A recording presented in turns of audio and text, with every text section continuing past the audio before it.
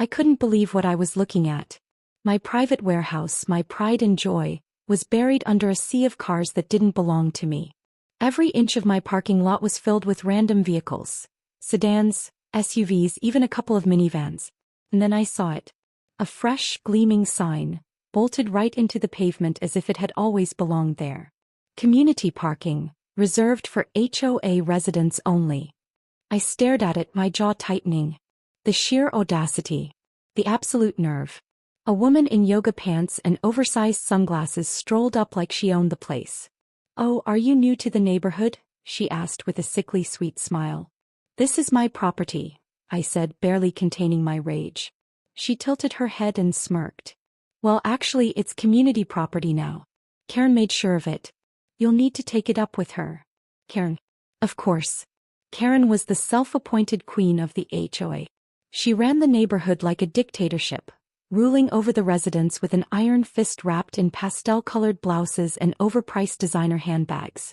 She was the type to fine people for having the wrong shade of beige on their mailbox but wouldn't think twice about hijacking someone else's property for the good of the community. I stormed past the maze of parked cars and found Karen standing near the curb, chatting with a few residents like some kind of suburban overlord. When she spotted me, she flashed a tight-lipped smile, the kind that made my skin crawl. "Jake," she trilled. "So good to see you. How do you like the new parking arrangements?" I took a deep breath, my patience hanging by a thread. "I don't. You have about 5 seconds to explain why my private warehouse lot is suddenly an HOA parking lot." Karen waved a dismissive hand. "Oh, don't be so dramatic.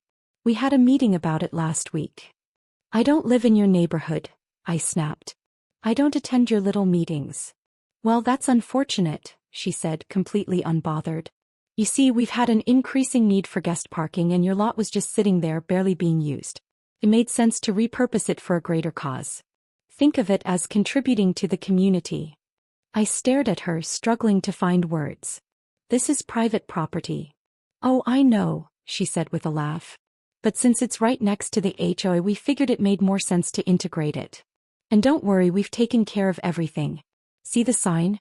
It's official now." I looked at her, then back at the sign, then at the sea of cars clogging my lot. This wasn't real. This had to be some kind of sick joke. "Move them," I said, my voice dangerously low. "Excuse me." "Move the cars. Now." Karen let out a light, condescending chuckle. "Jake, honey, you're being unreasonable. We're all neighbors here. Why be so selfish over a few parking spots?" I clenched my fist. "You've given away something that doesn't belong to you. That's theft, Karen." She gasped dramatically as if I had just accused her of high treason. "Theft? Oh, please. No one's stealing anything. We're just utilizing underused space more efficiently." I was about 10 seconds away from losing it when another car pulled up. A sleek BMW, driven by some middle-aged guy in a golf polo. He pulled into the very last open spot, right in front of my warehouse door, then hopped out and stretched. "Wow, Karen, this was such a great idea," he called out. "Finding parking here used to be a nightmare." I could feel my pulse pounding in my ears. "Karen, I swear if you don't get these cars out of here." She folded her arms. "Or what?" For a brief second I actually laughed. The sheer arrogance was so over the top, so absurd that I almost couldn't believe it. "You really think you can just take over my property and I'll do nothing?" Karen gave me a pitying look. "Jake, sweetie, fighting the HOA is pointless. Just accept it and move on." Move on? Oh, she had no idea what she had just unleashed. I turned on my heel and walked away before I did something I'd regret. She thought I was bluffing, that I'd just roll over and accept this. But I had other plans. I spent the next few hours gathering evidence. Photos of the cars, the new sign, even video footage of Karen's little speech about integrating my property. Then I made a few calls. First to a lawyer. Second to a fleet of tow trucks. The first truck arrived just after midnight, its flashing lights slicing through the darkness like a beacon of retribution. The driver gave me a knowing smirk as he hooked up the first car. "Some kind of HOA trouble?" he asked. "You have no idea," I muttered. One by one, the vehicles were hauled away, disappearing into the night like they had never been there. Some were taken to the impound lot. Others were relocated to random legal parking spots miles away. By sunrise, the lot was empty. Interesting. just as it should have been. And when the HOA residents woke up to find their cars missing, the screaming could be heard from 3 blocks away. The morning after the great towing operation was nothing short of glorious. As the sun rose over the neighborhood, chaos erupted. Screaming, shouting, and frantic phone calls filled the air as HOA residents rushed outside to find their precious cars missing. Some stood in shock, turning in circles as if their vehicles had been swallowed by the earth. Others sprinted around in their pajamas, desperately checking nearby streets. The HOA group chat must have been on fire because within minutes, Karen came storming toward my warehouse like an angry bull. I stood by my entrance, sipping my coffee, watching her approach with the rage of a woman who had just lost her kingdom. She was flanked by 2 of her lackeys, a man in a golf visor and a woman clutching a fluffy white dog. Karen's sunglasses were perched on top of her head, her expression a mix of fury and disbelief. "Jake," she bellowed as if I were a misbehaving child. "Where are the cars?" I took another slow sip of my coffee before answering. "Gone." "Gone?" she screeched, throwing up her hands. "Gone where?" "That depends," I said, enjoying this way too much. "Some are in legal parking spots around the city. Others, well, let's just say your members might have to make a trip to the impound lot." The HOA members around her gasped, some looking horrified, others whispering amongst themselves. The man in the golf visor stepped forward. "You can't just tow people's cars like that. That's illegal." "Actually," I said, pulling out a folder, "what was illegal was parking on private property without permission. I have the deeds, the security footage, and, oh, would you look at that, pictures of the community parking sign someone installed on my land. Now that's trespassing. Maybe even vandalism." Karen's face turned an alarming shade of red. "You had no right." I shrugged. "Says who?" "You. Last I checked, this wasn't HOA property. You have zero authority here, Karen." Her mouth opened and closed, grasping for an argument, but she had nothing. The crowd behind her was growing, a mix of HOA members and unlucky residents who now realized their cars were missing. Murmurs of frustration rippled through them. A woman with curlers in her hair glared at Karen. "You told us it was fine to park here." Karen spun around. It is. We were just utilizing underused space." Another man, a furious-looking dad still in his slippers, crossed his arms. "Then why did my car get towed? My kid was late to school because of this." That was the moment the tide started to turn. Before, the HOA members had blindly followed Karen's word. But now they were realizing that she had lied to them. Karen turned back to me, her expression desperate. "You need to fix this." I smirked. "I already did." Her nostrils flared. "You know what? I'm calling the police." I pulled out my phone. "Great idea. Let's call them together. I'd love to show them the trespassing evidence and get an official record started." Her confidence cracked just slightly, but she wasn't done fighting. She whipped around to the crowd. "We won't stand for this. Jake thinks he can just bully us, but we have rights as a community. He should be paying for our towing fees. This is discrimination against HOA members." That was a bold strategy, but it backfired immediately. Someone in the crowd scoffed. "I'm pretty sure illegally taking someone's private property is discrimination, Karen." Another woman crossed her arms. "Yeah, didn't you tell us he wasn't even legally allowed to do anything about it? That it was a gray area?" Karen faltered. "Well, you lied to us." The dad in slippers stepped forward. "I paid an HOA fee to park there. You told us it was included in the new budget. Where's that money now, Karen?" That hit hard. A visible wave of realization washed over the HOA members. Karen had charged them extra for something she had no legal claim to. That wasn't just a mistake, that was fraud. I leaned against the wall, enjoying the show as Karen's own people turned on her. She raised her hands, desperate to regain control. "Listen, we'll sort this out. Everyone just calm down." A commotion at the end of the street made everyone turn. 2 tow trucks were pulling up, delivering the last of the towed cars. A woman gasped. "That's mine." She ran over as the driver stepped out with paperwork, requiring her to pay the release fee. That was the final straw. The HOA members exploded in anger. "You said this was free parking." "I'm not paying a dime for your mistake, Karen. We should sue you for this." Karen's face was practically purple now. Okay, everyone, let's not be dramatic. But it was too late. People were pulling out their phones, talking about lawyers, threatening to report her. She was losing control and she knew it. She turned back to me, her eyes burning with resentment. You think you're so clever, don't you? I shrugged. I mean, yeah. Pretty much. She pointed a manicured finger at me. This isn't over. I gave her a lazy salute. See you at the HOA meeting you won't be invited to. She let out a strangled noise before storming off, leaving behind a furious mob of former supporters. As the crowd dispersed, a man walked up to me. He wasn't like the others. No rage, no yelling. He was calm with an amused look in his eyes. You really did a number on her. I nodded. She had it coming. He smirked.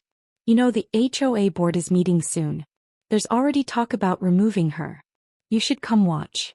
I chuckled. Oh, I wouldn't miss it for the world. That night, I got a text from a friend in the neighborhood. Karen had called an emergency meeting, desperately trying to keep her grip on power. But the votes were rolling in. One after another, people were demanding her removal. I poured myself a drink, kicked back and smiled. The queen of the HOA was about to fall. Karen's downfall was as spectacular as I had hoped. The HOA board meeting the next evening was a battleground, and I made sure to get a front row seat. The tension in the community center was thick enough to cut with a knife. People weren't just annoyed anymore, they were out for blood. Karen sat at the front trying to maintain her usual air of authority, but she was drowning in complaints. One by one, HOA members stood up, demanding answers about the community parking scheme. They wanted to know why they had been charged extra fees for parking privileges on land that didn't even belong to them. They wanted their money back. Karen tried to spin it. She blamed confusion and miscommunication. She said it was all just a misunderstanding, that she had only been trying to improve the neighborhood. But the residents weren't buying it. The man in the golf visor, the dad in slippers, the woman with the curlers. People who had once blindly followed her were now the loudest voices calling for her removal. Then came the final blow. Someone had done their homework and pulled HOA financial records. Turns out, Karen had been using some of those extra fees for her own benefit. New furniture for her house, a personal gym membership, a weekend spa retreat, all disguised as community improvement costs. That was all it took. The motion to remove her was put to a vote, and the results were decisive. She was out. Her reign of terror was officially over. I watched her face as the reality of it set in. The tight-lipped smile she had clung to all night finally cracked. She tried to argue, tried to threaten legal action, but it was useless. She had lost everything. When she stormed out of the meeting, no one followed her. No one offered support. The HOA, the community she had ruled over for years, had turned its back on her. I could have walked away then, satisfied with my victory. But I wasn't done yet. A few weeks later, the community center, Karen's old domain, was put up for auction. With the HOA in turmoil, they needed funds fast, and selling off unused properties was their best option. So I bought it. The same building where Karen had held her ridiculous meetings, where she had fined people for leaving their trash bins out for an extra hour, where she had stood on her little power trip pedestal. I owned it now. And I had big plans. The first thing I did was renovate the entire place, gutting it from the inside out. What was once a bland, bureaucratic nightmare was transformed into something far more enjoyable. I turned it into a private lounge and storage facility, exclusively for classic car enthusiasts, business owners, and people who actually knew the value of private property. And just for fun, I put up a sign right out front: no HOA allowed. Karen, of course, was still lurking around the neighborhood, a shell of her former self. Without her position of power, she had lost her influence. The new HOA leadership made it clear that they wanted nothing to do with her. She was just another resident now, no different from anyone else. But she wasn't going down without a fight. One afternoon, as I was overseeing the final renovations, I saw her marching toward my new property, her expression a mix of desperation and forced confidence. She stopped in front of me, arms crossed. "I want to buy a membership." I had to bite back a laugh. "Excuse me." She gestured toward the lounge. "I heard you're allowing people to rent storage and parking spaces here. I'd like to apply." The irony was almost too much. After everything she had done, after trying to steal my property, after treating me like I was the problem, She had the audacity to ask for a spot in my new venture. I leaned against the doorframe, letting the moment stretch. Sorry, Karen. I don't think you meet the membership requirements. Her face twisted. And what exactly are the requirements? I pretended to think. Well, for starters, we don't accept people who tried to commit fraud against the owner. Her nostrils flared. That was never proven. I raised an eyebrow. Really? Because I still have all the evidence. Would be a shame if it resurfaced somewhere important. Her jaw tightened. You're being petty. I grinned. Maybe. Or maybe I just don't feel comfortable letting you anywhere near my property again. She huffed, shifting tactics. This is discrimination. I chuckled. No, Karen, this is consequences. For a brief second I thought she might actually throw a tantrum right then and there. But instead she turned on her heel and stormed off, just like she had at the HOA meeting.